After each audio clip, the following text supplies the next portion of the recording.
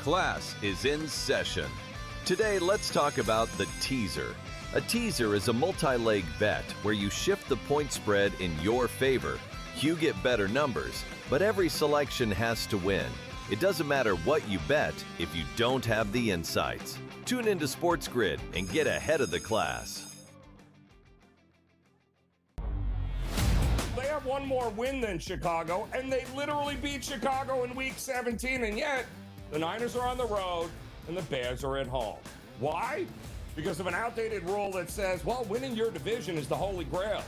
Rewarding an 8-win division winner with a home playoff game is like giving the corner office to the guy who won the office fantasy pool instead of the guy who actually closed the accounts all year. The Early Line, only on SportsGrid. Maybe the fact was that the kicker just blew a 44-yard field goal. Now, by the way, I feel horrible for this kid, Tyler Loop, who made every single field goal this season 44 yards or less.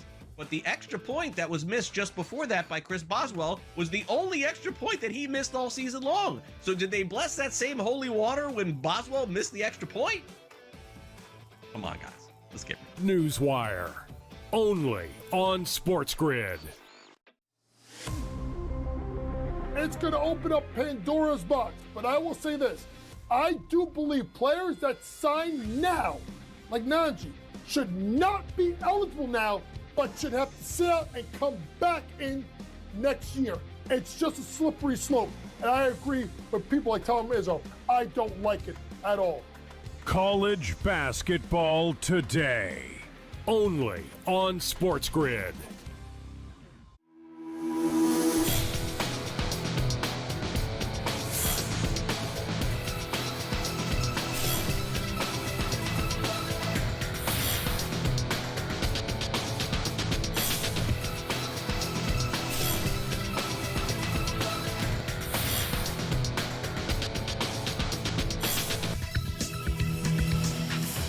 Good afternoon. Welcome to NewsWire here on SportsGrid. I'm Craig Mish, and I thought that we would start off by previewing the college football semifinals tonight, but there's a lot of big news otherwise going on in sports, and we certainly will dive into it. We got a couple of fun guests here, by the way, to preview the college football semifinals. Manny Navarro from The Athletic is in Glendale, Arizona for tonight's matchup between Miami and Mississippi. He'll join us here on the show. What's next for the Cleveland Browns in their coaching search? Gerard Cherry will be with us, and also Tom Vecchio is in the house for the latest odds in the National Football League. We'll dive into it all on this edition of NewsWire in this ever-changing world of the National Football League, which hasn't started their playoffs yet, but we have the most coaching turmoil and turnover that we've ever seen in the history of the NFL in one offseason. And it continued today. The Miami Dolphins,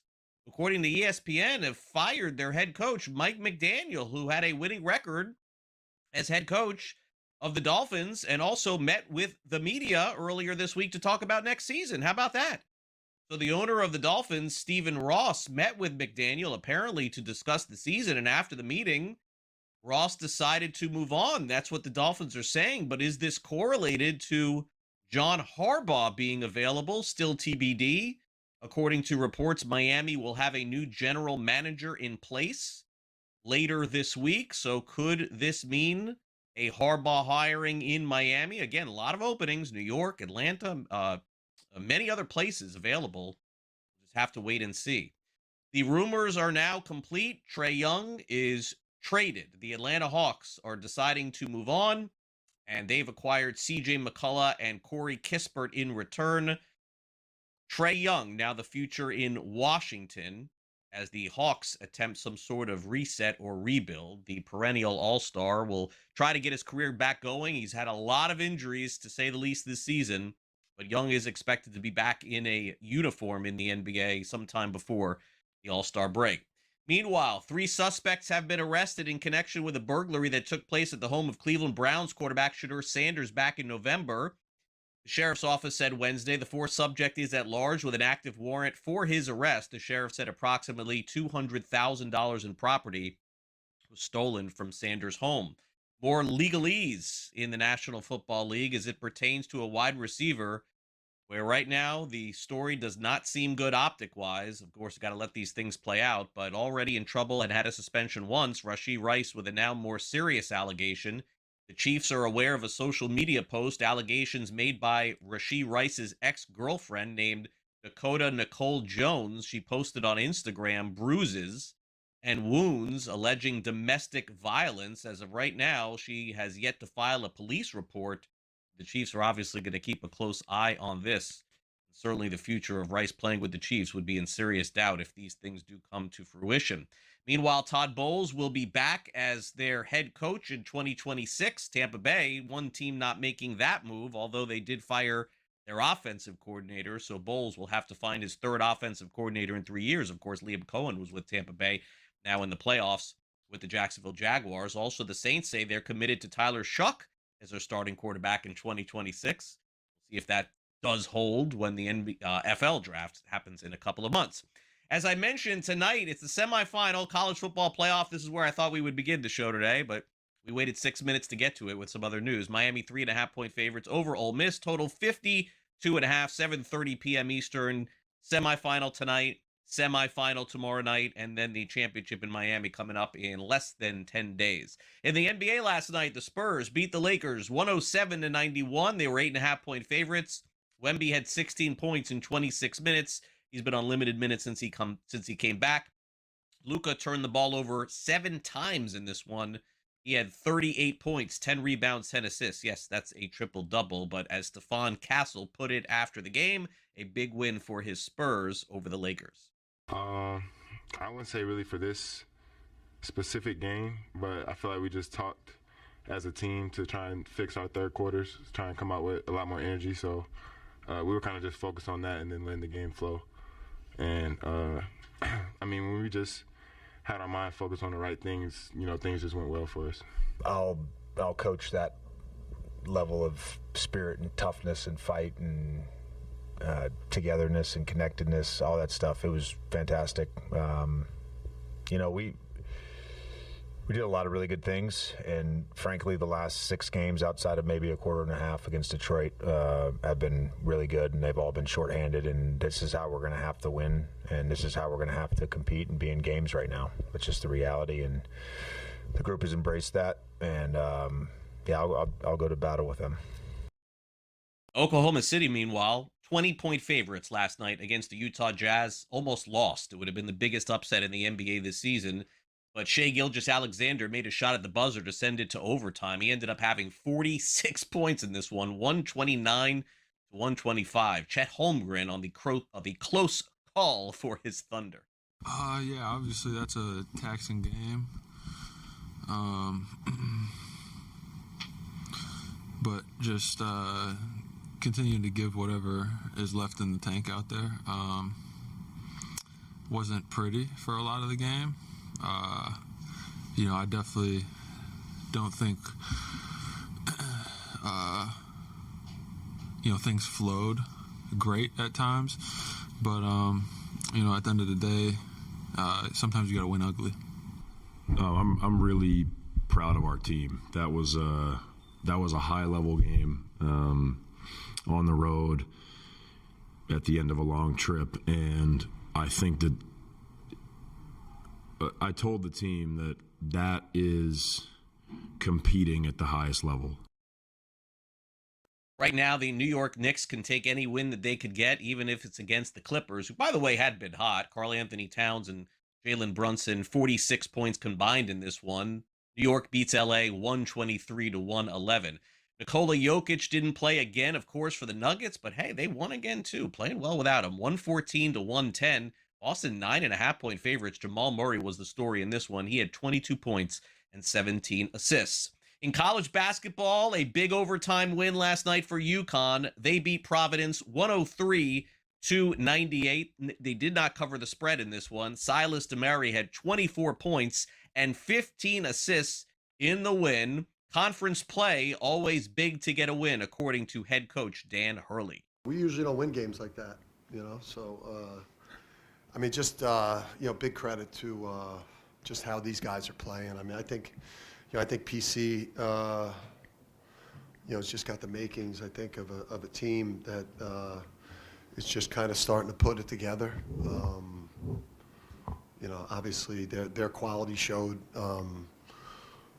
You know, even watching them in the Florida game, you know, there were stretches of that game where they were, you know, able to play, you know, with one of the best teams in the country, you know, talent for talent, and then obviously their game at St. John's, and you know their performance tonight. You know, we stole this one, you know, but we stole it by showing, I think, that the championship culture, and you know, obviously Silas Demery was amazing, and Alex was amazing, and Taris the second half, and then Braylon Mullins.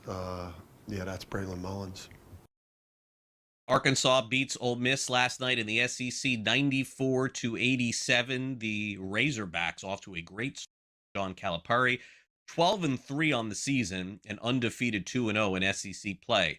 Iowa State 4.5-point favorites on the road against Baylor. It was a close one, but the Cyclones cover the spread. 70-60 the final. Joshua Jefferson of Iowa State had 19 points and 17 rebounds. ISU also with a 17-2 run to open up the second half.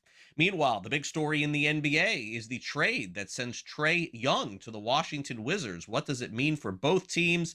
Gilbert McGregor of Phoenix Sports is going to weigh in next. You're watching NewsWire here on SportsGrid. We'll be right back.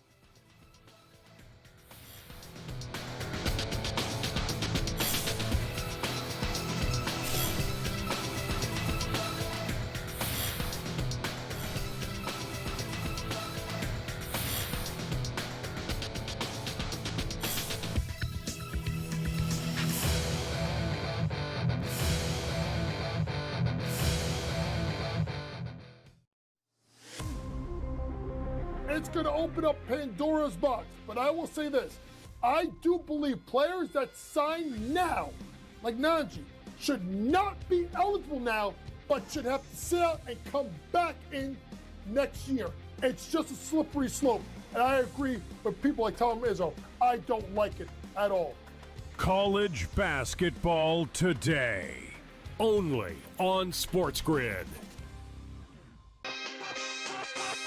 OK Dubs has to go back to his roots. I'm not a Jets fan, I'm not a Giants fan, and neither one of those teams even play in New York.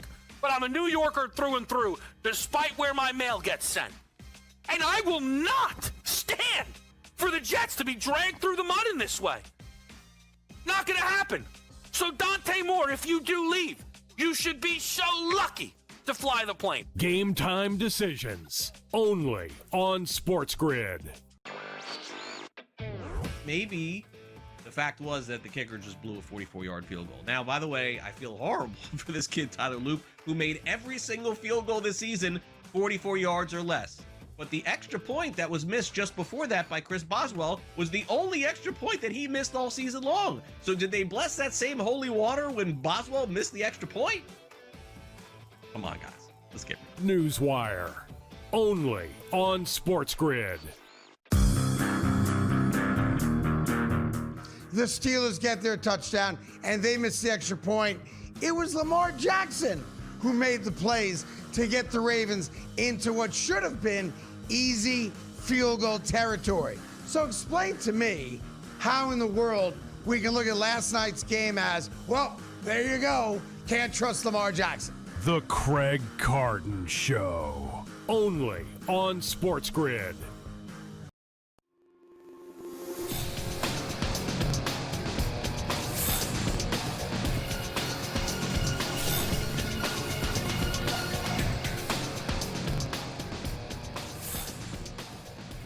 A mega trade in the National Basketball Association, a perennial all-star, changing locations. Let's check in with Gilbert McGregor of Phoenix Sports. He is in the land of the desert now, covering the Phoenix Suns full-time, but certainly can weigh in on these trades in the NBA. Gilbert, thanks for coming on. I thought we probably wouldn't have this trade, by the way, for a few weeks or even a month, but I guess where there was smoke was truly fire. Let's review this trade here. Trae Young of the Atlanta Hawks, the face of the franchise, arguably one of the best players in the history of the franchise, is going to the Wizards. In return, Corey Kispert and CJ McCollum are now going to Atlanta. Now, Gilbert, you can speak on this far more better than I can. All I can tell you is social media tells me that this return was light for Trae Young. No first round pick, etc. Is that the case here? Or, I mean, is Washington trading for damaged goods, so to speak? What do you make of the trade? Yeah, the fact that there were no draft picks involved in this trade is pretty surprising. I think to me and everybody else who was following this, you thought that that would be the case, but they bought low. Trae Young obviously was no longer a fit with this Hawks team. Jalen Johnson has made an all-star leap, and quite frankly, the team was playing better when he wasn't on the floor. And I think the Hawks, the Hawks recognized that, but the Wizards recognized that as well. And also, there wasn't much of a trade market for Trae Young out there. All the teams who maybe could have made a deal didn't necessarily have the assets. So it really was just one team that was in the mix to get him. And I think the Wizards recognized that. Their front office recognized that. And ends up being a pretty fair deal, all things considered. I mean, Trae Young has had his deficiencies in the past and has his deficiencies still as a defender specifically, but he is one of the best playmakers in the NBA. The Wizards have a young team, but a young, talented team. So you take a risk on a guy who is going to could enter free agency this summer. I'm sure they've had an agreement working for the long term with him there. He said he wants to be in Washington, was not something we hear often with respect to the Wizards franchise. So all those things working together, it should be interesting to see how it plays out with him playing with guys like Trae Johnson and Alex Sarr, two young talents, two young recent top picks that the Wizards have made.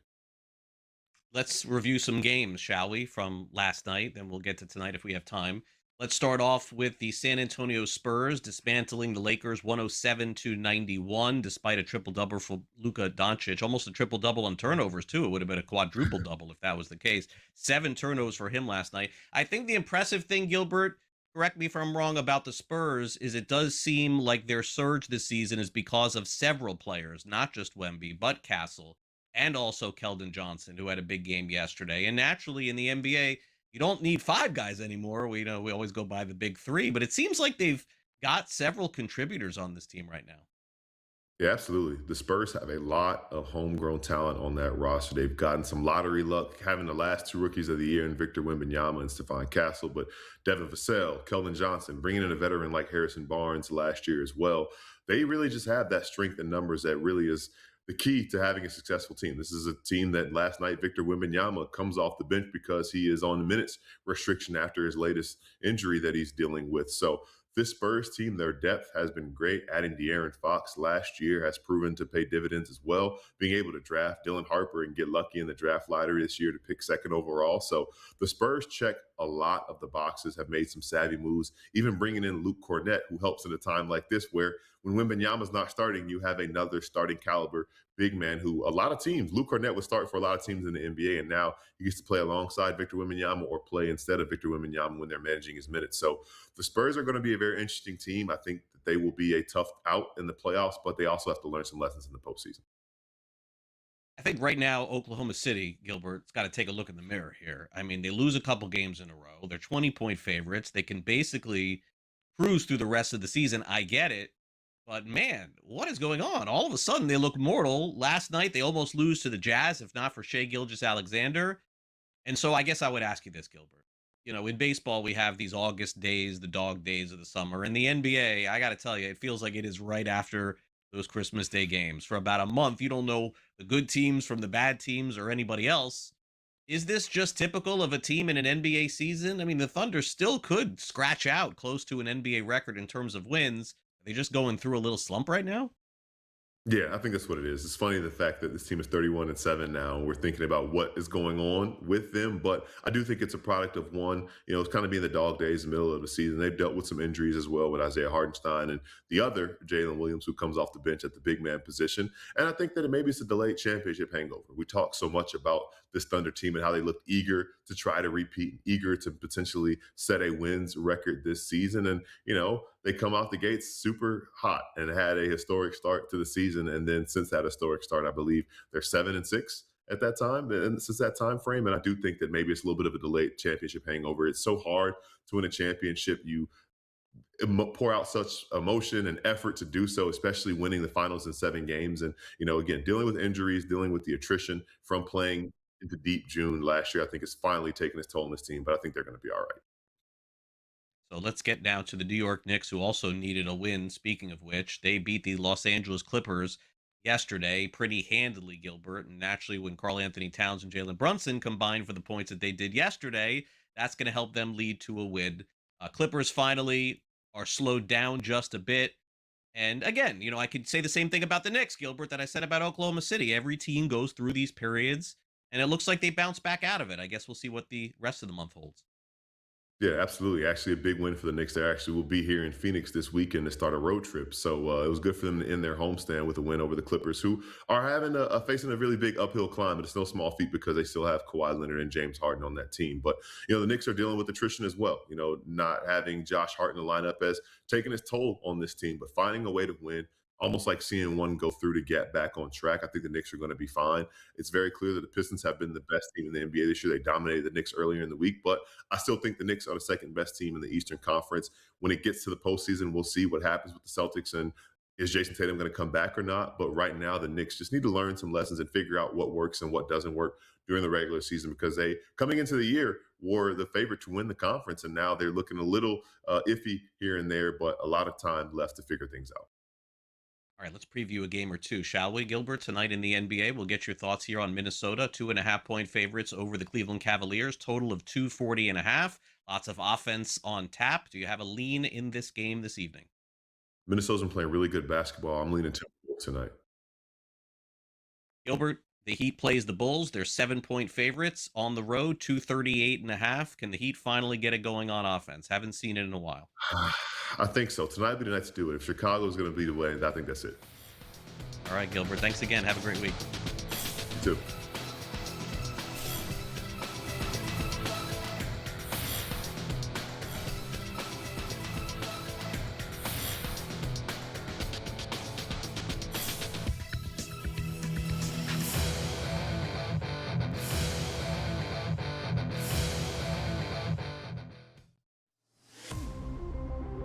It's going to open up Pandora's box. But I will say this. I do believe players that sign now, like Nanji, should not be eligible now, but should have to sit out and come back in next year. It's just a slippery slope. And I agree with people like Tom Izzo. I don't like it at all. College basketball today, only on SportsGrid. OK Dubs has to go back to his roots. I'm not a Jets fan, I'm not a Giants fan, and neither one of those teams even play in New York.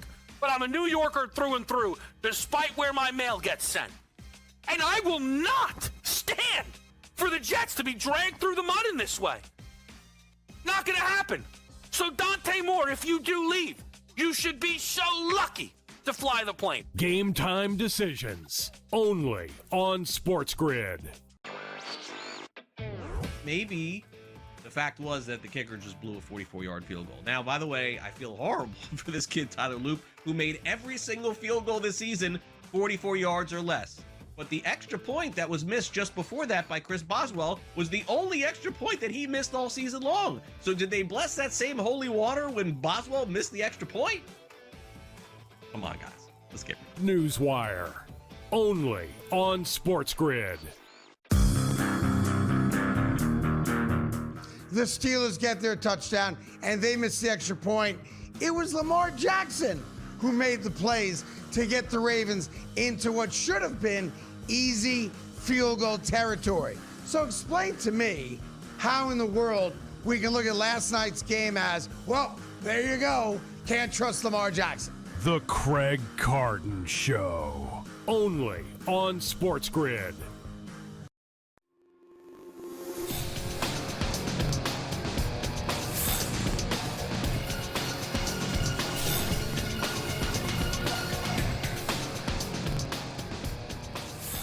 Welcome back to NewsWire here on SportsGrid. Yes, there are NFL games going on this weekend. Can we get to them without another coach being fired in the NFL? Harbaugh, McDaniel. I mean, the beat just rolls on. In case you missed it and you're just joining us, Mike McDaniel's been fired as head coach of the Miami Dolphins. In fact, ESPN is reporting today that they have not contacted John Harbaugh, which is really bizarre.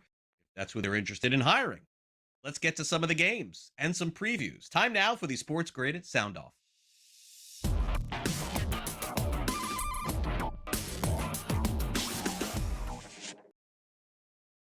Biggest line of the weekend is in North Carolina. That's right. The Panthers are 10-point underdogs, 10.5 in some spots, the Los Angeles Rams.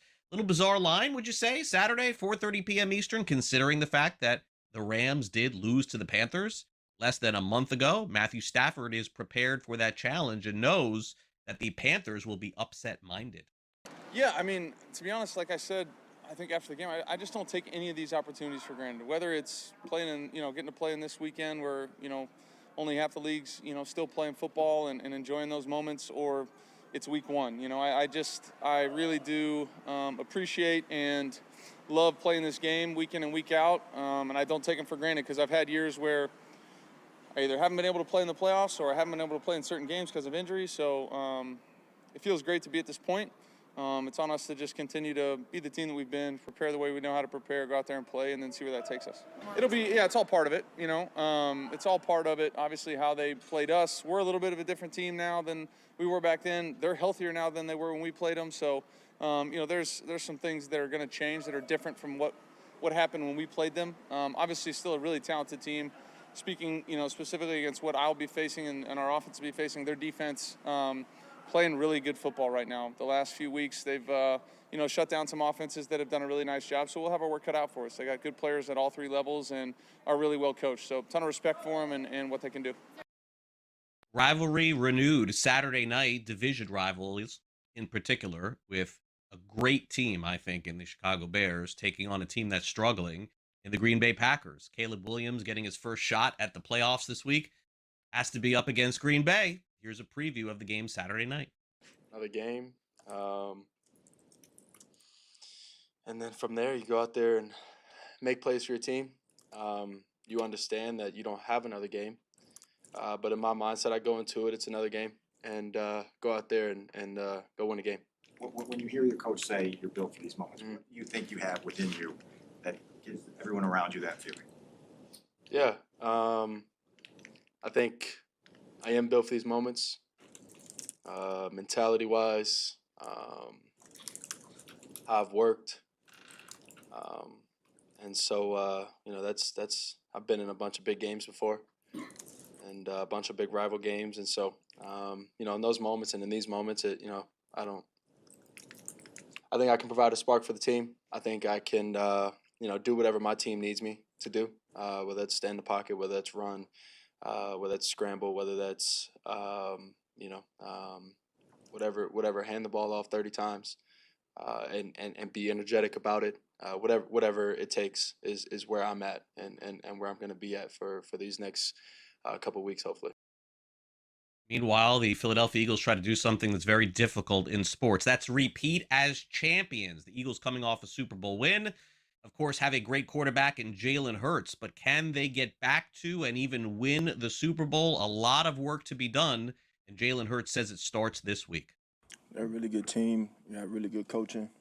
And they play very hard, fly to the ball, very physical. You see a theme in the style of defense that they play throughout the years, and that's why they're always up there playing for championships. What would it mean to get laid back? Great things to have him back on the field. The capable player he is, and as good as he is. You hear a lot of players this week talk about taking it to the next level. You've been through a lot of playoffs. What's different about this week for you? You just take it a day at a time, truly. Take it a day at a time. Obviously, it's 0-0. It's a new season. Got everything you want in front of you, but you got to take it a day at a time. All right, we got to take a quick time out here on NewsWire. When we come back next, we'll get the final word on tonight's college football game between Miami and Ole Miss. Paul Stone will join us from Paul Stone Sports to break it all down with you. In addition, folks, don't forget, coming up this weekend, we've got so many NFL games to get to.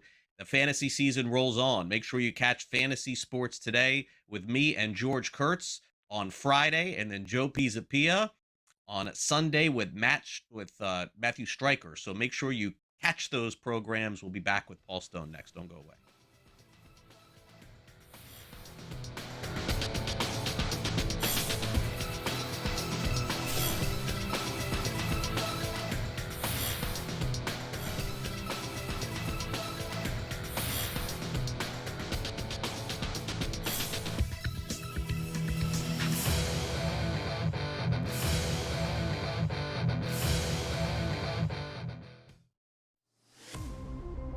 Who are we looking at? We're looking at SGA because of his availability and consistency. It's Jaylen Brown to do his usage and his leadership. It's Jaylen Brown for how they're playing. It's Cade Cunningham because Detroit's in the top of the East. The MVP talk is going to be wild, and it'll be interesting to watch. MVPs just don't dominate. They survive the season. Pro basketball today, only on SportsGrid. The Steelers get their touchdown, and they miss the extra point. It was Lamar Jackson who made the plays to get the Ravens into what should have been easy field goal territory. So explain to me how in the world we can look at last night's game as, well, there you go, can't trust Lamar Jackson. The Craig Carton Show, only on SportsGrid. Maybe the fact was that the kicker just blew a 44-yard field goal. Now, by the way, I feel horrible for this kid, Tyler Loop, who made every single field goal this season 44 yards or less. But the extra point that was missed just before that by Chris Boswell was the only extra point that he missed all season long. So did they bless that same holy water when Boswell missed the extra point? Come on, guys. Let's get it. NewsWire, only on SportsGrid.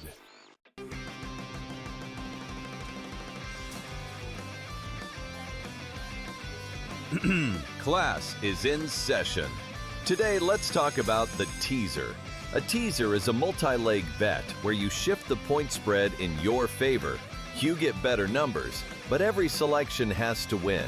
It doesn't matter what you bet if you don't have the insights. Tune into SportsGrid and get ahead of the class.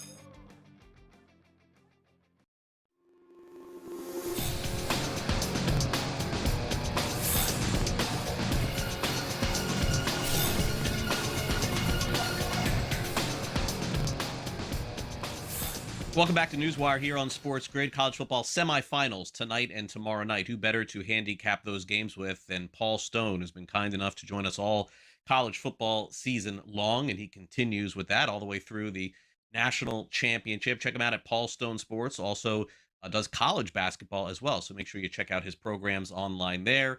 Paul, great to have you back here on NewsWire. Really appreciate it, and I know that the Hurricanes fans certainly appreciate you. You picked them. Ironically, I think, if I'm not mistaken, to beat Texas A&M, and then you took them against the spread against Ohio State, saying that they could win that game too. And so are you going to do it 3 times in a row here? I mean, Miami fans are loving those picks, but certainly they have not gone up against an offense, I don't think, like Mississippi, like they will tonight. The Canes are 3.5-point favorites, but this is a very high total, 52.5 in this. The odds makers, are they telling us, Paul, that Miami could play well, but that no matter what they do, the Rebs are going to score tonight? It certainly seems to be with the total that I see here, right? I tell you, it's such an intriguing matchup, Craig, when you look at how well Miami has been playing on defense and going up against an offense in Ole Miss that has perhaps, and no disrespect to Heisman Trophy winning quarterback Fernando Mendoza, but Ole Miss perhaps has the hottest quarterback in all of college football in Trinidad Chambliss. And man, it's going to be such an intriguing matchup again, seeing Chambliss and Ole Miss's high-octane score quite a few points offense going against Miami's defense, as good as the Canes played in those first 2 victories, upset victories over both Texas A&M and Ohio State. I had been bullish on the Canes in the playoffs, but that's about to change with my recommendation here.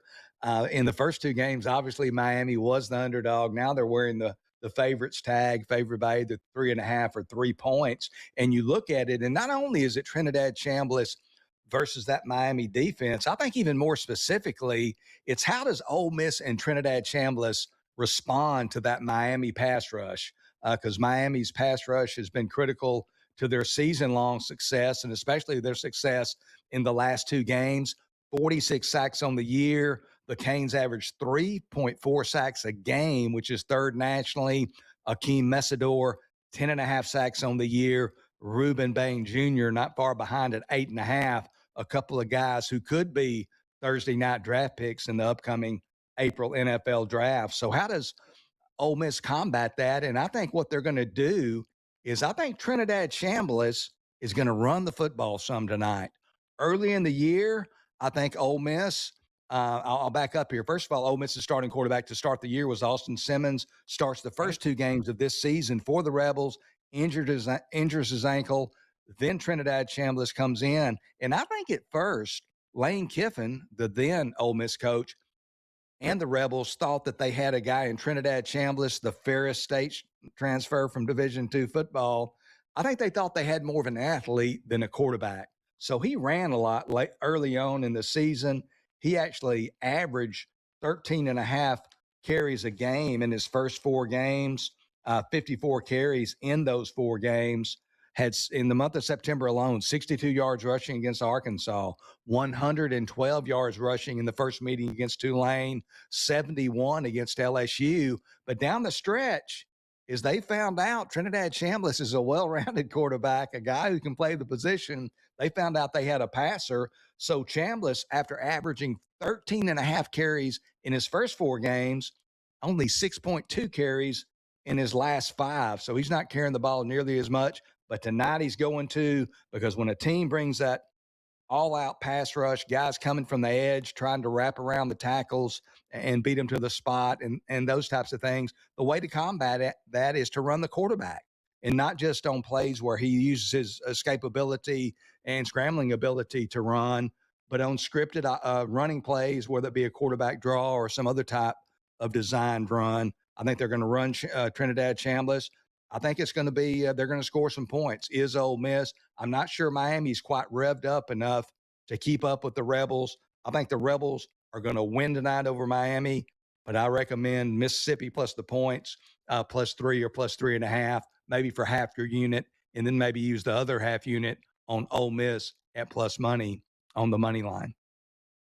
Should be a fun game tonight. Second half of that game against Georgia was really Chambliss's star game, I thought, the way that he played, especially down the stretch in that one. And so Paul says he likes the Rebels tonight against Miami. Meanwhile, almost identical line on Friday night in the other semifinal matchup, Paul, between Oregon and Indiana. The Ducks, who have been in this spot many times before in the old BCS championship, and Dan Lanning has played for these things. He knows how it works, but I mean, they got the hottest team going right now in all of college football. Indiana beats Ohio State. They win last week of the playoff game. Mendoza, I mean, I don't know what Mendoza is in the future, honestly, but in college right now, he's like perfect. He's the perfect quarterback. Doesn't make mistakes, always completing passes. And then when they get a lead, they just run the ball. The game ends, Paul. So what happens tonight in the semifinal game? Total of 48.5. It just seems as though this kid Mendoza is unflappable. Yeah, I'll tell you, we have 2 great matchups, Craig, without question. I mean, the Ole Miss-Miami game has plenty of intrigue. And this game, a matchup of Big Ten schools, Oregon and Indiana, just great theater. You know, and you've got 2 quarterbacks. You mentioned Fernando Mendoza, but Dante Moore for Oregon. This is a guy who is, signed with UCLA out of high school as a true freshman in 2023.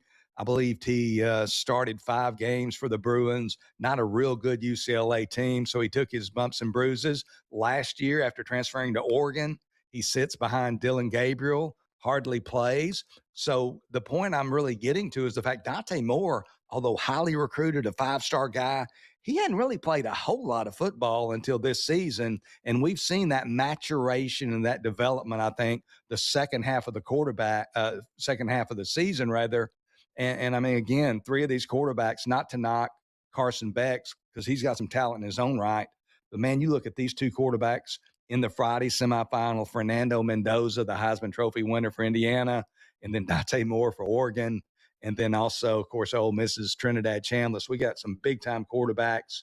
And in this game, this is a rematch of an earlier game played the second Saturday in October when Indiana travels to Eugene to Autzen Stadium to play Oregon as a 7-point underdog. Oregon actually tied that game early in the fourth quarter. Brandon Finney Jr. Picks off a Fernando Mendoza pass, returns at 35 yards. The game's tied at 20. Indiana, though, in true Indiana fashion, they drive 75 yards in 12 plays on the ensuing drive, take the lead, ultimately win that game 30-20. Looking at that game, man, was Indiana's defense impressive. In the game, they give up just 267 yards total, allow the Ducks only 4.2 yards per play. Oregon only 3 of 14 on third down at home against Indiana in that loss. And the Hoosiers defense was especially nasty in the second half. In the second half, the Ducks only 64 total yards on 27 plays, 2.4 yards per play. So just a huge effort by that Indiana defense. But now the question is, what does round two look like? You know, teams make adjustments. You've got two great coaching staffs here. So what will this one look like? Both teams coming off big victories. Oregon throttled Alabama 38-3 in their quarterfinal matchup. Oregon blanked Texas Tech. The Red Raiders couldn't move the ball at all. Oregon wins that game 23-0. But I really like this Indiana defense. I think that's going to be the difference. I like kind of two plays here. The play that I like the most is going to be the total. I like this game to go under 48.5.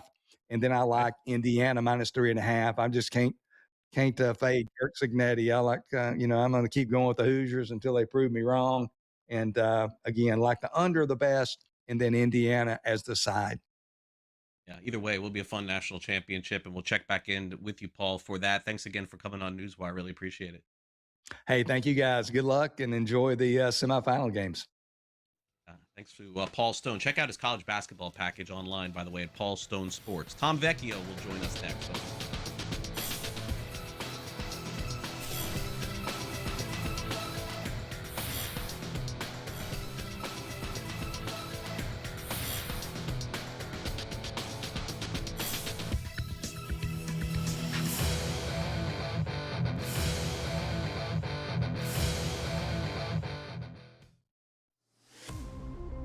Who are we looking at? We're looking at SGA because of his availability and consistency. It's Jalen Brunson doing his usage and his leadership. It's Jaylen Brown for how they're playing. It's Cade Cunningham because Detroit's in the top of the East. The MVP talk is going to be wild, and it'll be interesting to watch. MVPs just don't dominate. They survive the season. Pro basketball today, only on SportsGrid. The Steelers get their touchdown, and they miss the extra point. It was Lamar Jackson who made the plays to get the Ravens into what should have been easy field goal territory. So explain to me how in the world we can look at last night's game as, well, there you go, can't trust Lamar Jackson. The Craig Carton Show, only on SportsGrid. Maybe the fact was that the kicker just blew a 44-yard field goal. Now, by the way, I feel horrible for this kid, Tyler Luke, who made every single field goal this season 44 yards or less. But the extra point that was missed just before that by Chris Boswell was the only extra point that he missed all season long. So did they bless that same holy water when Boswell missed the extra point? Come on, guys. Let's get it. NewsWire, only on SportsGrid.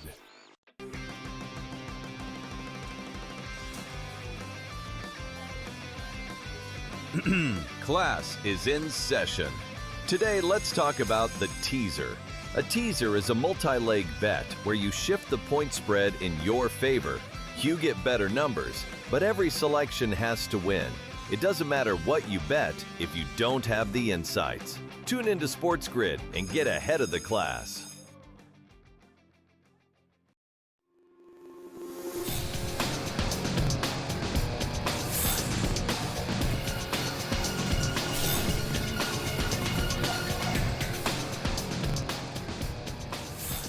Welcome back to NewsWire here on SportsGrid. Let's get to the latest in the National Football League with the big wildcard weekend ahead of us. We bring in Tom Vecchio for some potential predictions. Tom still has some time, by the way, before kickoff here. Don't have to make any firm decisions now, especially this time of the year where the lines are so tight here. Tom, thanks for coming on NewsWire. Really appreciate it. Let's take a look at the one game of the week that has the biggest line, and then, man, a lot of toss-up games, I think, this weekend. So let's start here. The Panthers had success against the Rams. Will they do it again? The Panthers are 10.5-point dogs against the Rams at home, total 46.5. Underdogs of this magnitude in the playoffs at home are basically undefeated through time. It seems like they have the best ATS record that you could possibly imagine going into week 1. But yeah, the Panthers backed in. Rams are the better team, but are they 10.5 points better coming up this weekend? Do they win this game? The Rams, yes. Do they cover? That I'm not sure about. Obviously, there's a lot of historic trends to back the Panthers at home. I was expecting this line to move down to 9.5. It did flash to 10 at one point earlier in the week, and I was expecting, just enough people to buy into the Panthers that they would have to move this line to 9.5, and then I'd be super interested in the Rams at 10.5. Obviously, there's a ton to back the Panthers. There's just no reason that we should be looking other spots other than the Rams. And really my favorite bet is going to be coming down to the total, which would be the over, or a Rams team total, because they want to right the ship, essentially. They want to boat race the Panthers and get this game over as early as possible. I see this as a 3-quarter game for the Panthers. If they're not in it by then, they're going to be down by double digits entering the fourth quarter. They just don't have enough consistent offense. We've seen Bryce Young routinely throw for fewer than 200 yards, and outside of Ted McMillan, who's had an awesome season, there's just not enough juice on offense to keep up with the Rams. That's what it comes down to, especially if Devontae Adams is back. Packers and Bears on Saturday night. Packers are favored in this game, despite the fact that they've looked rough the last month or so. Bears have looked better, total 45.5, but the odds makers basically are telling us, Tom, even in a home situation on Saturday night, you got to throw out what you've seen with Green Bay in recent memory. Is that the case going into this game? Yeah, I really like the Packers in this game. And, last week on IGL when I was hosting, we had Mark Zinno on it. And, he brought up a great point, which is very simple, which is something I wholeheartedly believed. I just didn't know how to phrase it. It's just very simple. It's like, if the Bears are home favored and they're one of the higher seeds, how are they only 1.5 point favorites? And that's where the line started. Now they're getting 1.5. So I think the market tells us enough, knowing that the Packers are road favorites. They have the coaching. We know the experience that they have. The Bears last week looked terrible. They were at home. They were favorites. They were going up against depleted Lions defense, and they struggled for 3 quarters in that game. I know the Packers defense wasn't or isn't what it was earlier in the season, but man, the Packers, despite their struggles, they are by far the better team.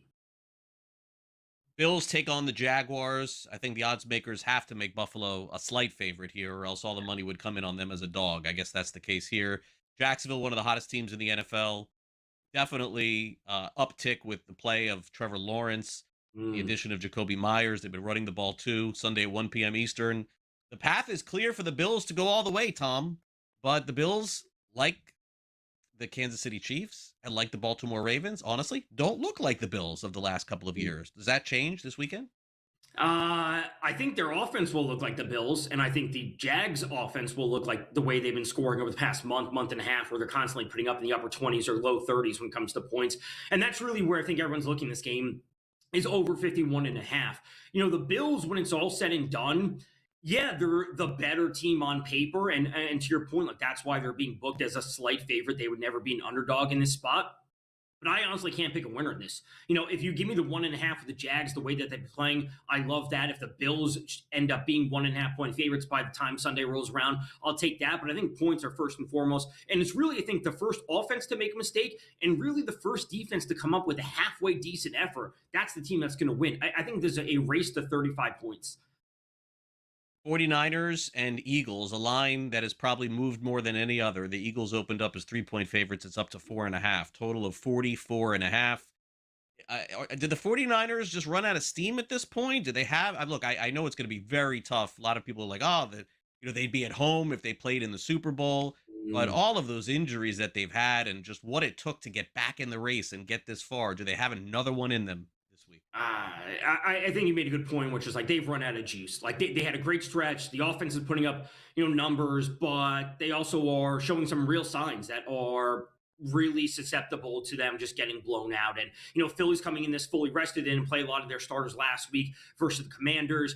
I think the 49ers offense can easily put up 21, 24 points, but their defense is also going to give up 24 or 28. So I think the defense for the 49ers needs to be opportunistic and force turnovers, but there's also nothing saying that they can, fully shut down an Eagles offense, which has looked better to end the season. We know it's not been perfect this year. It's been an extreme roller coaster for the Eagles, but I think the Eagles will win and they will get to 30 points. Meanwhile, the 49ers will be stuck at 24. You're going to back the home team also Sunday night with the Patriots taking on the Chargers. We know that this is probably going to be a close game because the Chargers play a lot of close games. Total 46.5 in this one. Is this a field goal at the end, Tom, or does one team have a big advantage here? It's a field goal at the end, and I think the Chargers are the livest of any underdog to pull an upset. And, Herbert, he has playoff experience. It's been terrible, but he has a playoff experience ahead of Drake May. And last year, with Herbert throwing 3-4 picks against Houston, a couple years ago, not him blowing it, but the Chargers blew this massive lead against the Jags. It hasn't been good for Herbert, but at least he has the weapons on offense around him and a good enough defense to shut down Drake May. So give me the 3.5 with the Chargers, and I think they're live for the upset. Finally, Monday Night Football, two teams that a couple months ago you wouldn't have predicted would be in this spot. The Houston Texans, 3-point favorites on the road at Pittsburgh. My gosh, the Steelers are incredible as a home dog. But I know that Houston is the better team, okay? I'm very clear on that. But one game, anything can happen. 39.5 total, by the way, Monday night. Yeah, Tomlin at home as an underdog. So many historic trends to be on that side of things. So Steelers plus the 3, I'll take that. And this game's all about the under. The line has been moving a little bit, 39, 38.5. So always shot for the best line available. But under and the Steelers, I see this game as a coin flip. It's going to look somewhat like we saw against the Ravens, but it's going to be lower scoring. It's not going to be pushing into the upper 20s. It's going to be that 21 to 17 kind of range. Fantastic weekend ahead, Tom. Enjoy it. Thanks for coming on. Of course. Thanks for having me. All right, we'll be right back with more on this edition of NewsWire right after this. Stay with you on the grid.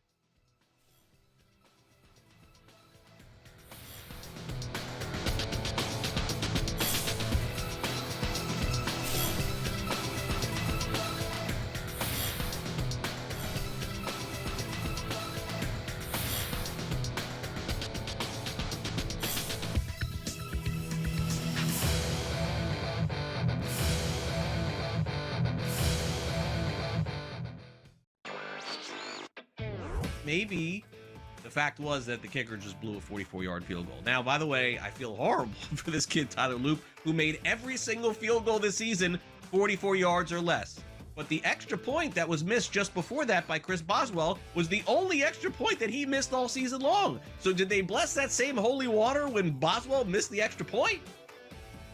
Come on, guys. Let's get it. NewsWire. Only on SportsGrid. They have one more win than Chicago, and they literally beat Chicago in Week 17, and yet the Niners are on the road and the Bears are at home. Why? Because of an outdated rule that says, well, winning your division is the holy grail. Rewarding an 8-win division winner with a home playoff game is like giving the corner office to the guy who won the office fantasy pool instead of the guy who actually closed the accounts all year. The Early Line. Only on SportsGrid. It's going to open up Pandora's box. But I will say this. I do believe players that sign now, like Najee, should not be eligible now, but should have to sit out and come back in next year. It's just a slippery slope. And I agree with people like Tom Izzo. I don't like it at all. College basketball today. Only on SportsGrid.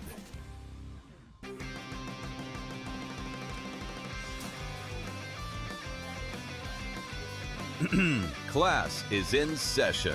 Today, let's talk about the teaser. A teaser is a multi-leg bet where you shift the point spread in your favor. You get better numbers, but every selection has to win. It doesn't matter what you bet if you don't have the insights. Tune into SportsGrid and get ahead of the class.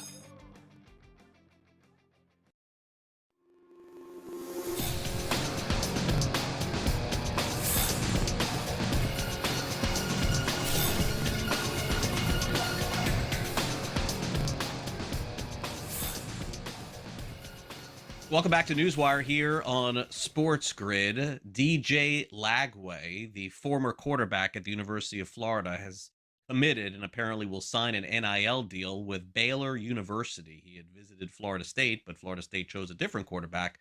It looks like Lagway is headed to Baylor. Had a pretty checkered time, fair to say, at the University of Florida. All right, now let's get back to one of our conferences at the G2E. Brady Cannon sits down with the co-founder of Hot Takes, James White. If you're unfamiliar, you'll learn a lot more. James White, very into the social media aspect and the discussion, message board aspect, so to speak, of sports betting, as James White feels that there's a new, let's say, way to bet on sports, and that's a lot of razzing your friends while actually doing it on a website that takes bets. Interesting concept. Let's learn more about it. Here's Brady with James White.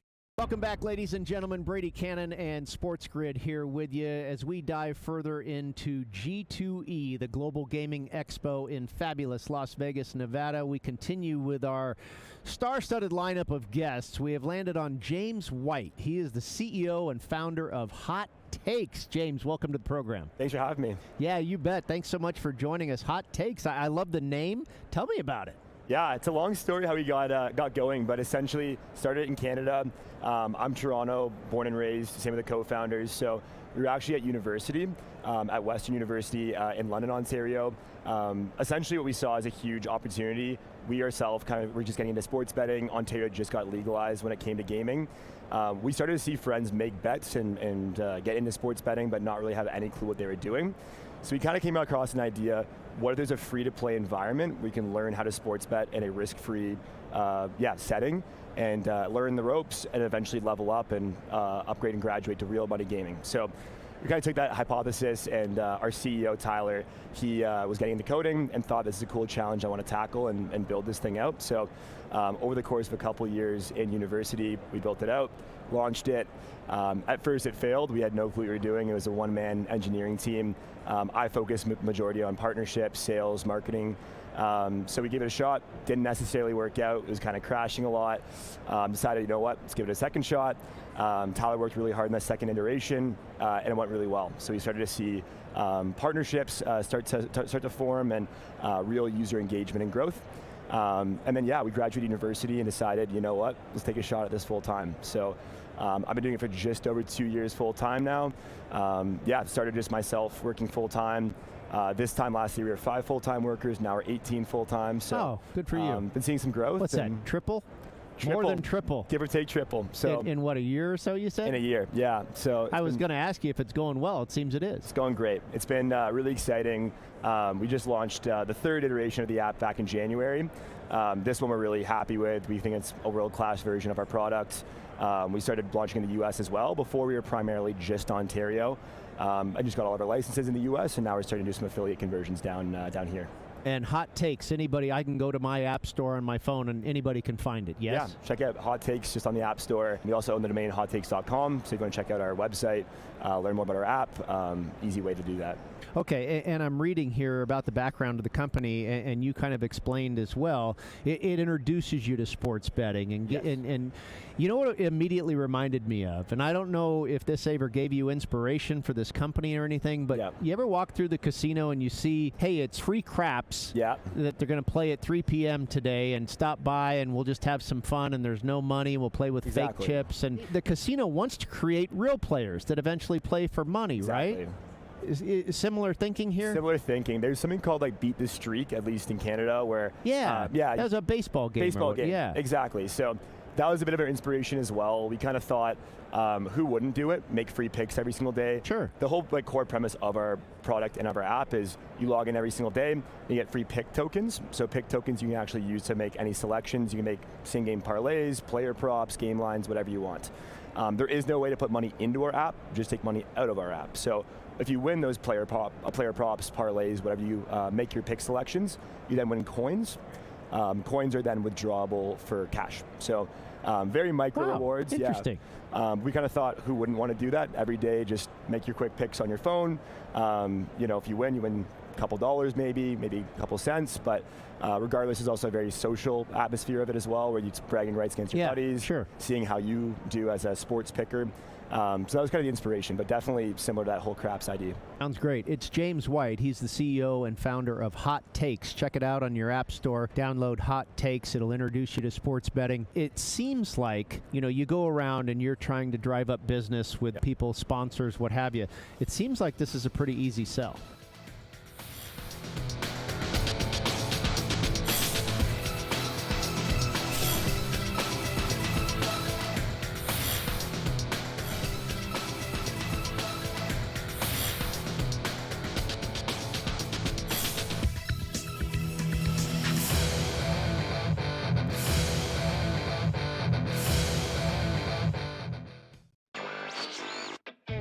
maybe the fact was that the kicker just blew a 44-yard field goal. Now, by the way, I feel horrible for this kid, Tyler Loop, who made every single field goal this season 44 yards or less. But the extra point that was missed just before that by Chris Boswell was the only extra point that he missed all season long. So did they bless that same holy water when Boswell missed the extra point? Come on, guys. Let's get it. NewsWire. Only on SportsGrid. They have one more win than Chicago, and they literally beat Chicago in Week 17, and yet the Niners are on the road and the Bears are at home. Why? Because of an outdated rule that says, well, winning your division is the holy grail.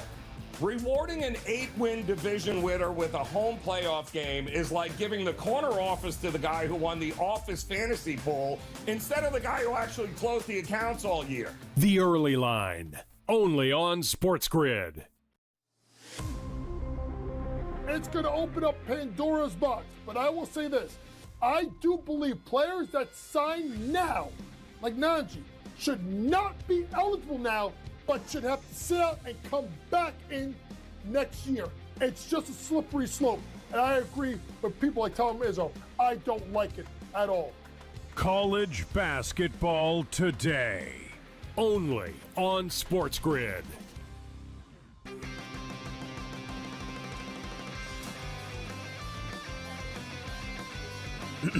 Class is in session. Today, let's talk about the teaser. A teaser is a multi-leg bet where you shift the point spread in your favor. You get better numbers, but every selection has to win. It doesn't matter what you bet if you don't have the insights. Tune into SportsGrid and get ahead of the class.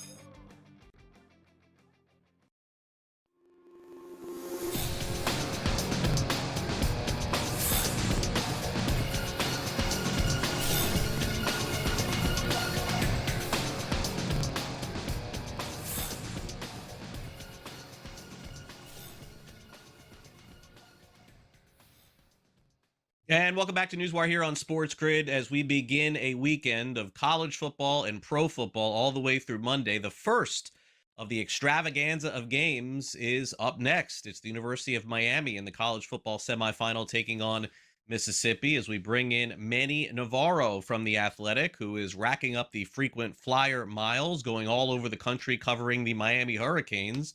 Manny, it's great to see you here. I mean, I think it's fair to say a lot of folks should be surprised with how well the Hurricanes have played. First, we go back about a month ago, and it didn't look like they were going to get into the playoff, and then they did. And then they go to Texas A&M. They beat that team, and then the shocker of all shockers was them taking out the number 2 team in the country in Ohio State, a 10-point underdog essentially in that game, and a game where Miami looked like the far superior team. What a journey it's been.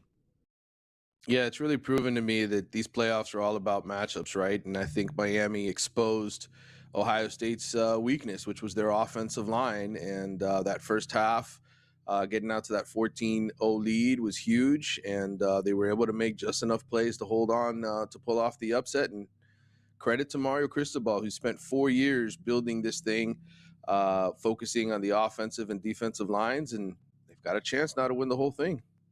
Yeah, and I mean, going back to that whole debate over Miami versus Notre Dame, I mean, Miami beating Notre Dame was the reason that they got in.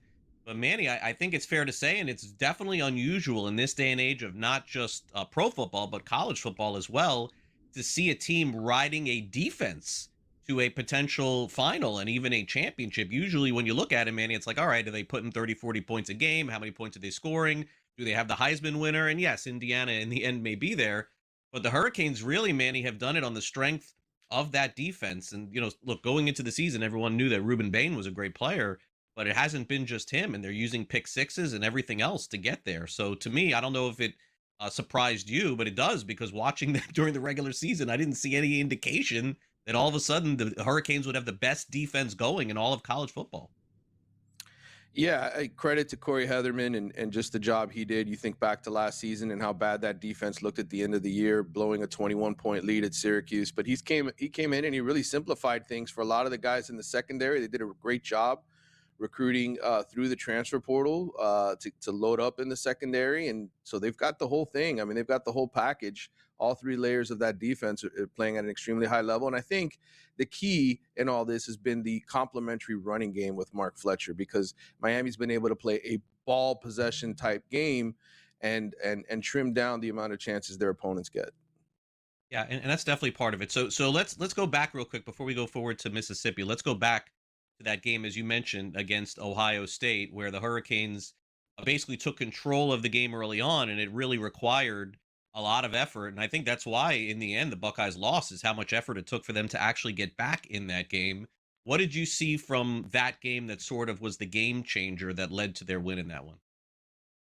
Yeah, again, I think it was certainly the running game for Miami. They were 7 of 14 on third down. They converted, in a lot of tough situations. Carson Beck didn't throw for a lot of yards, but he was super effective on third down. Even used his legs one time early in the fourth quarter to convert a 3rd and 11 with a 12-yard run. So they're just playing scrappy right now on that side of the football, and they're doing so much on the defensive side, obviously producing 7 points against Texas A&M. They had takeaways in the red zone, a blocked field goal. They're just making the most of every opportunity and just shutting other teams down and not allowing them to sort of get off and run. Is it fair to say that Beck has played okay, but he's played fantastic when the biggest moments have come? It feels like that's been his story so far. Absolutely. I think you go back to the SMU game, the interceptions in that game, one of them was his fault, not both of them. One of them went off his receiver's hands. Anyway, he's only had one interception since that game, and that was at the end against Pittsburgh. It was kind of a late moment deal, and he's just been really smart with the football, really making sure to protect it and making the most of it. And even against Texas A&M, right? They were having trouble throwing into that stiff wind of like 20 to 30 miles an hour the whole game, and he went to Miami's offensive coordinator, Shannon Dawson, and said, hey, let's run the football. Let's run it right up the gut. And what happens? Mark Fletcher rips off that long run, and all of a sudden Miami's in position to win the game. Yeah, so I think wind won't be a factor coming up Thursday night here. So I've been to that stadium, and I've seen some championship games there. I saw the Gators beat Ohio State actually in that place there too, in Glendale, Arizona. It's a dome. And naturally, the biggest surprise maybe was Miami getting to this point. But Manny, as you probably know, the odds makers have decided that they're better than Mississippi because it is a neutral site game. And the Hurricanes, it's a small line here, but they are favored against Mississippi going into the game. And so when you look at this matchup, I think it kind of feels very similar to the last two games. In order for Miami to win, they're going to have to play defense. Now, the quality of quarterback maybe in Chambliss for Mississippi may be a little bit higher than saying at Ohio State, maybe better than the Texas A&M quarterback. But if history tells us anything over the last two games and they get pressure on this kid, it may end up being the same result. But the challenge is definitely more significant, I would say, going into this one. Yeah, I think right now, if we were to do the Heisman voting over again, Trinidad Chambliss would be right there with Fernando Mendoza, especially coming off of that performance against Georgia, where he was just so evasive when he was pressured. One stat here to know going into this game: Miami and Ole Miss are number 1 and number 2 in terms of pass protection and allowing the fewest pressures in the country. So while Miami has an outstanding defensive line, Ole Miss is right behind Miami when it comes to protecting the quarterback, number 2 in the country. So this is not going to be an easy challenge for Miami to get to the quarterback. This is going to be their toughest challenge of the season. Obviously, they've got a great challenge every single week in practice going up against Francis Mauigoa and Inez Cooper and big Markel Bell, the 6'9", 300-plus pound left tackle. But Ole Miss can protect Trinidad, and he's elusive. And so to me, the key to this game will be Miami shutting down Ole Miss's running game and forcing Chambliss to have to make throws. Yeah, he was fantastic in that second half and at the end of the game against Georgia, and single-handedly, I think, won the game for them in the end. Georgia, of course, had to come back, make it close. It was a fantastic game. So, Manny does cover college football here, not just the Hurricanes. He is, of course, going to be in the house in Glendale to watch the semifinal. If the Hurricanes win, by the way, Manny doesn't have to travel anywhere because the Hurricanes would then play for the national championship January the 19th at Hard Rock Stadium, which is where it is. But as we sort of expand this conversation, and that aside, because that would just be lucky, that aside, what do you make of the playoff thus far? And what do you make of this format and teams playing like at neutral sites, having to travel all over the country. I'm sure a month ago this was a lot more of a hot topic, but now that Miami's gotten so far, there's really not a lot of discourse. It seems like everyone understands they deserve to be in. What do you think? Is there a change coming? Do you think more teams, less teams, playing at home, playing on the road? What do you make of it so far? Yeah, I think one issue certainly has been travel, right? Oregon, especially, they had to come all the way to Miami to play in the quarterfinal. They've got to fly to Atlanta this week to go play in the Peach Bowl.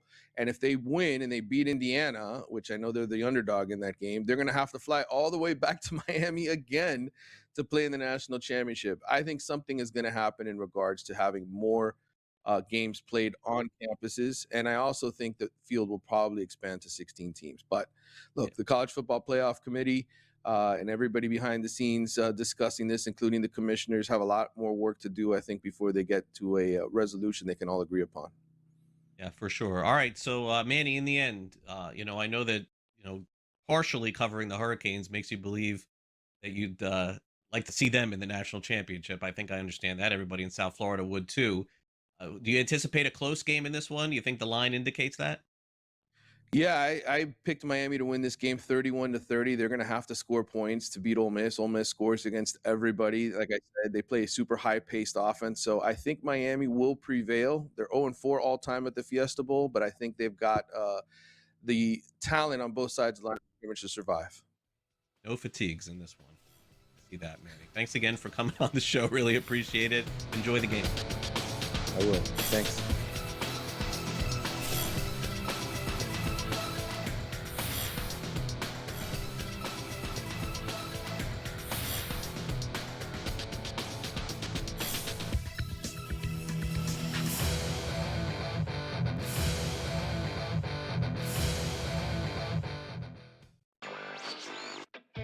Maybe the fact was that the kicker just blew a 44-yard field goal. Now, by the way, I feel horrible for this kid, Tyler Loop, who made every single field goal this season 44 yards or less. But the extra point that was missed just before that by Chris Boswell was the only extra point that he missed all season long. So did they bless that same holy water when Boswell missed the extra point? Come on, guys. Let's get it. NewsWire. Only on SportsGrid. They have one more win than Chicago, and they literally beat Chicago in Week 17, and yet the Niners are on the road and the Bears are at home. Why? Because of an outdated rule that says, well, winning your division is the holy grail. Rewarding an 8-win division winner with a home playoff game is like giving the corner office to the guy who won the office fantasy pool instead of the guy who actually closed the accounts all year. The Early Line. Only on SportsGrid. It's going to open up Pandora's box. But I will say this. I do believe players that sign now, like Najee, should not be eligible now, but should have to sit out and come back in next year. It's just a slippery slope. And I agree with people like Tom Izzo. I don't like it at all. College basketball today. Only on SportsGrid.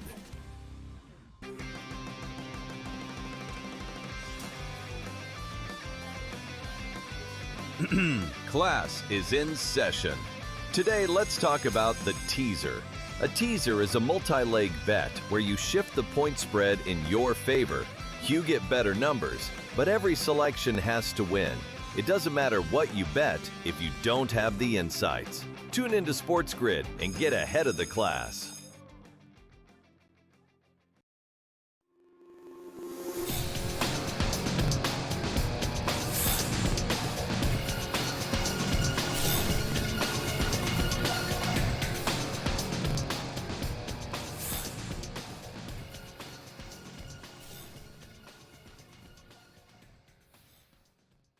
And welcome back to NewsWire here on SportsGrid. Let's get the very latest on the Cleveland Browns, maybe go around the NFL a little bit. Our next guest, Gerard Cherry of ESPN Radio, ESPN Cleveland, 3-time Super Bowl champion as well. Gerard, thanks for making some time here on NewsWire. It's been quite the crazy offseason. We're just a couple of days into the regular season. Hard to keep up. It certainly is. And what took place last night with the Baltimore Ravens, you're saying to yourself, how in the world do you let John Harbaugh go when you have 7 teams, actually, one team who actually has a coach say, you know what, we'll give a call and see if he'd be interested in our job. So it's been crazy here in Cleveland. Obviously, Kevin Stefanski was let go of his duties. At the same time, we expect this to take place after the season because a lot of teams have aspirations to win. And obviously, when you don't win or to the level that you expect, changes are made. And certainly, Gerard, you know the Browns program there. I guess we can, certainly start there. We'll get to Harbaugh really at the end. Kevin Stefanski, 2-time coach of the year, certainly had things going, I felt like, in the right direction. Unfortunately, the Deshaun Watson contract really seemed to derail a lot of the things that the Browns were trying to do. And inevitably, I don't know if that's the main reason why he's not the head coach of the Browns anymore, but at least the tea leaves seem to indicate that most NFL teams feel pretty comfortable maybe with bringing him in as the next head coach. So why do you think the Browns decided to go in a different direction? I think simply put, the winning and was not there, and improvements on the offense did not take place. And then overall, from a team standpoint, you did see the defense play at a high level, but special teams and offense, simply put, were not playing complementary football with the defense to help in the cause of winning football games. So when you have 2 years of that taking place, even though you're well liked and well respected, that's going to lead some to say, you know what, we need to try something new to see if we can get something different to take place to be a catalyst towards winning football games. So it really comes down to that. Everyone will tell you that Kevin Stefanski is well respected, well liked, and appreciated here in Cleveland.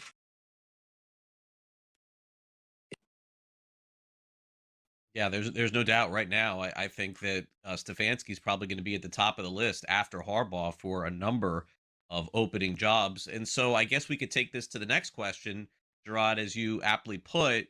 It would appear that maybe a lot of these teams are going to wait until the end of the NFL playoffs because there's going to be a lot of candidates potentially from other teams to be head coaches. Do you think that could be the case in Cleveland? I know we're still very early, just a few days into this thing. What kind of coach do you think the Browns are going to be looking for in the future? I think they're going to run the gamut because the owner, Jimmy Haslam and D Haslam, pretty much said that, hey, they're going to use the next 120 days to get everything solidified with the organization. Andrew Berry came out and made a statement regarding the coaching search, and they weren't definitive on what it would be as far as particular style or anything of that nature or what type of candidate they were looking for.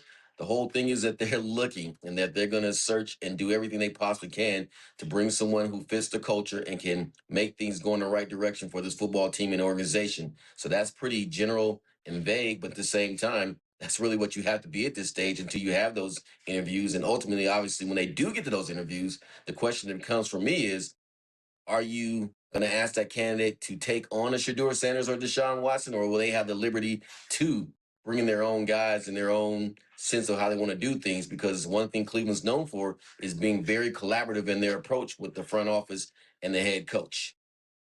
Yeah, there's no doubt. And, obviously, you know the league very well, and you cover it not just for ESPN Cleveland, but for ESPN Radio. Gerard, your former teammate, Tom Brady, is involved in the hiring process with the Las Vegas Raiders. The Raiders is where I want to go next here and kind of get your thoughts on that.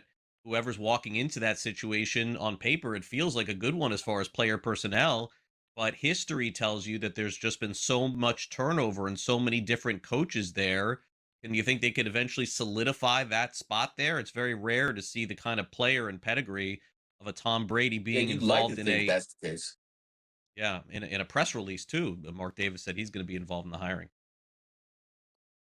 Yeah, well, obviously they went from Josh to Antonio to Pete, and now there's someone else. And so it's been very whimsical there in Las Vegas, and it's been a roll of the dice, as you will. With that being said, though, what you hope Tom can bring to the table, and I heard someone say this in jest, but how hilarious would it be if he recruited Bill Belichick to come back to the NFL and Tom was his boss? I thought that was hilarious, but you never know. That could be a possibility if the buyout's right in North Carolina. That's just me speculating. But at the end of the day, I know one thing about Tom Brady. He's extremely hard worker. He's very intelligent, and he'll do his best to make sure that the Raiders have someone that can certainly represent the organization and help them get back to just winning, baby. Okay, so now let's get to the top story of the entire week, which is, of course, John Harbaugh being dismissed and parting ways, whatever you want to say, with the Baltimore Ravens. Now, naturally, it's an easy fit for Cleveland, Gerard, but it's an easy fit for every single opening that is out there, and we really haven't got much of an indication as to what his real plans are too. When someone's this coveted, they could take a year off, they could choose another job. He could also, Gerard, just go for the most money, which is what sometimes coaches do too. What do you think? What's your feeling on the way that this goes? Well, I think one, and I played for John Harbaugh in Philadelphia, and I walked away from experience saying he's just a really good man and human being. So, with that being said, I don't want to anticipate him staying a year out of football. And with these options, obviously he can take his time. He doesn't have to be rushed and feel like he's under pressure in order to make a decision.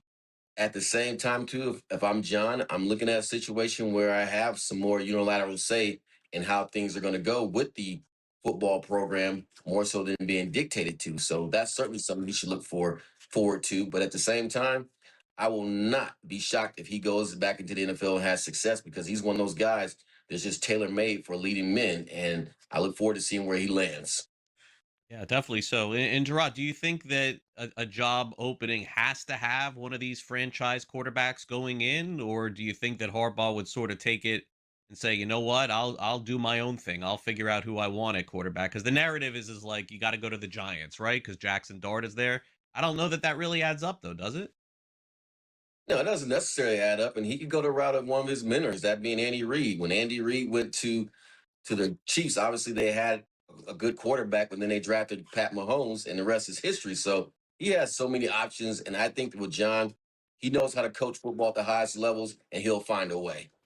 I got it, Gerard. Thanks again for coming on NewsWire. Really appreciate it. No, thanks for having me.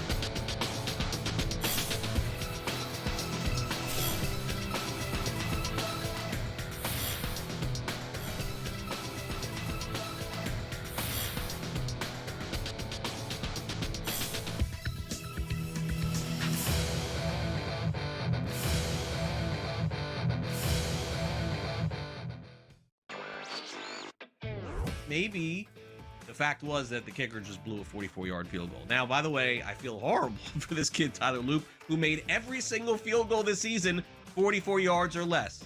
But the extra point that was missed just before that by Chris Boswell was the only extra point that he missed all season long. So did they bless that same holy water when Boswell missed the extra point?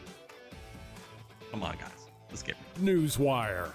Only on SportsGrid. They have one more win than Chicago, and they literally beat Chicago in Week 17, and yet the Niners are on the road and the Bears are at home. Why? Because of an outdated rule that says, well, winning your division is the holy grail. Rewarding an 8-win division winner with a home playoff game is like giving the corner office to the guy who won the office fantasy pool instead of the guy who actually closed the accounts all year. The Early Line. Only on SportsGrid. It's going to open up Pandora's box. But I will say this. I do believe players that sign now, like Najee, should not be eligible now, but should have to sit out and come back in next year. It's just a slippery slope. And I agree with people like Tom Izzo. I don't like it at all. College basketball today. Only on SportsGrid.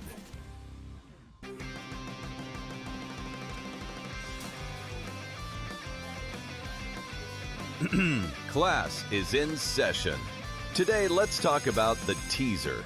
A teaser is a multi-leg bet where you shift the point spread in your favor. You get better numbers, but every selection has to win. It doesn't matter what you bet if you don't have the insights. Tune into SportsGrid and get ahead of the class.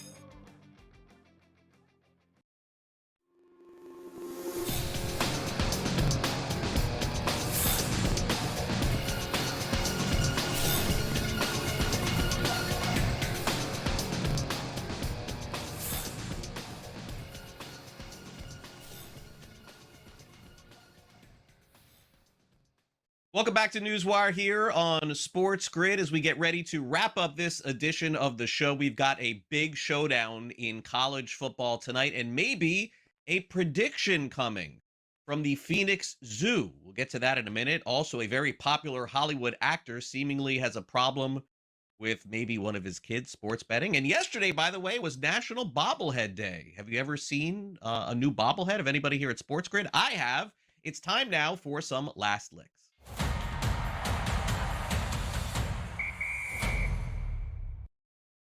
As Glendale, Arizona hosts the semifinal of the college football playoff, we may have already gotten a result as to who is going to win.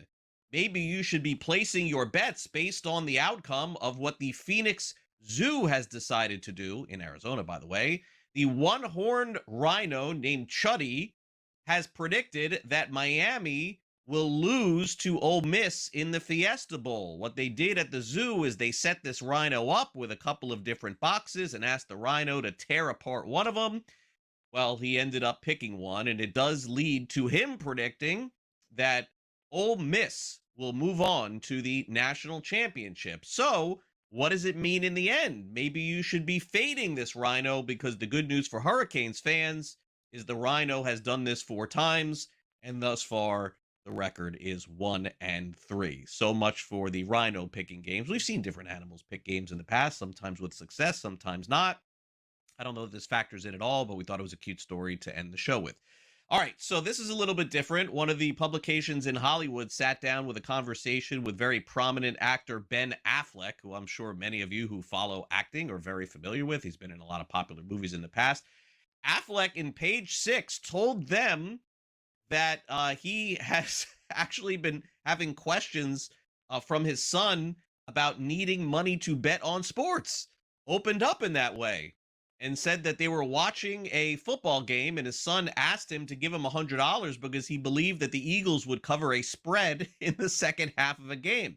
Affleck went on to tell stories that he's very obviously familiar with sports betting like everybody else is, and even said that one of his family members, once upon a time, by the way, when sports betting was not legal, was involved in the bookmaking aspect of that. Now, Affleck certainly could just jump into some of the prediction markets based on living in California. Again, sports betting is not legal, so we're not going to dive into exactly how his son was betting on sports, because that was my first thought. If they live in California, how could he possibly be betting? But maybe it is the predictions, who knows? Either way, Affleck is no stranger to having their kids involved in sports betting. So funny story there. Now, finally, as we wrap up the show here on this Thursday, ahead of the college football semifinals, you may have missed this one yesterday. Yesterday was National Bobblehead Day, and I thought to myself as we wrap up this edition of the show, wouldn't it be funny to see what one of your favorite SportsGrid hosts would potentially look like as a bobblehead? And so I pulled up my trusty app, ChatGPT, and took one of the photos that I had hosting here at SportsGrid, threw it in there, and I ended up getting this result.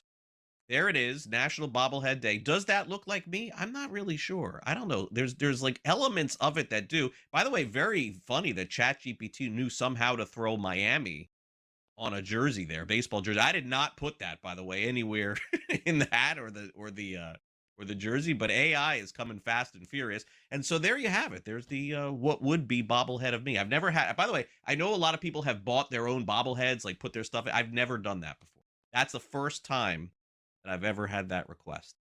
So close enough, I guess. All right, that will do it for this Thursday edition of the show. We want to thank our great guests here on the program, as always, for spending the time honestly with us. They do this, by the way, as a favor to us, and we really do appreciate it. Gilbert McGregor, covering the Suns and the NBA from Phoenix Sports. Paul Stone from Paul Stone Sports. Tom Vecchio from here at SportsGrid, and also weekend coverage here of some college and pro football. Manny Navarro of The Athletic, and Gerard Cherry from ESPN Cleveland, giving us the view on what's next for the Browns. Those of you who want to stream our shows this weekend, and arguably the best football weekend of the year, which is coming this weekend, Thursday, Friday, Saturday, Sunday, Monday, just download the SportsGrid app. Take out your iPhone or Android and scan this QR code. You'll be all set, and you can stream our live programming 24 hours a day, 7 days a week, exclusively here on SportsGrid. All right, so that'll do it for this edition of the show. Enjoy the semifinal college football game tonight. For my director, Luke, and producer, Frank, I'm Craig Mish. We'll see you back here Friday as we get you ready for the upcoming wild card weekend in the NFL. Have a great Thursday, everyone. See you then.